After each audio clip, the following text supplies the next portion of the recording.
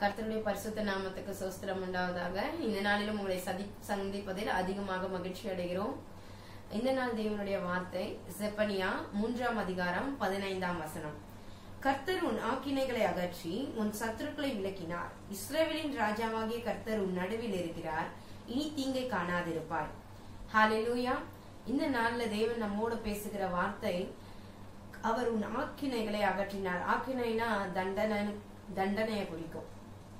நமக்கு அநேக காரியங்கள் நம்ம தவறுதான் செய்யறோம். அந்த தவறுகளுக்குரிய தண்டனைகளை தேவன் அகற்றினார்.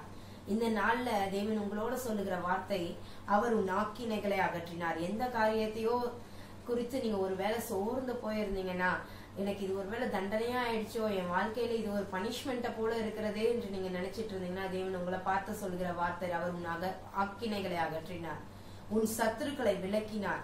இஸ்ரவேலின் தேவனாகிய கர்த்தர் உங்க நடுவுல இருக்கிறார். இனி நீங்கள் தீங்கை காண மாட்டீர்கள். கண்களை மூடி ஜெபிப்போமா.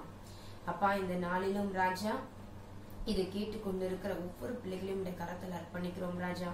அவங்களுடைய வாழ்க்கையில எந்த காரியங்களும் ஒரு ஆக்கினையை போல சத்துரு விதைத்திருந்தாலும் அப்பா, அந்த ஆக்கினைகளை எல்லாம் உங்களுடைய ரத்தத்தினால நீங்கள் அகற்றி விட்டீங்கப்பா. உங்களுடைய நாமத்தினால ஒரு விடுதலையை கட்டளையிட்டதற்காக நன்றி ஆண்டவரே.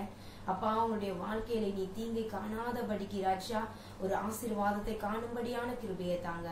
எந்த காரியங்கள் அவங்க வாழ்க்கையில சோர்வை கொடுத்ததோ, இனி அவங்க வாழ்க்கையில ஒரு தைரியத்தையும் பலனையும் அவங்களுக்கு கட்டளையிடுங்க ராஜா. நீங்க தான் பெரிய காரியத்தை அவங்க வாழ்க்கையில செய்யணும் ஆண்டவரே. உண்மையே நாங்கள் நம்பி இருக்கிறோம் ராஜா. நாங்கள் ஒருபோதும் வெட்கப்பட்டு போகாதபடி செய்யுங்க. இயேசுவின் நாமத்தில் ஜெபிக்கிறோம் பிதாவே. ஆமென். God bless.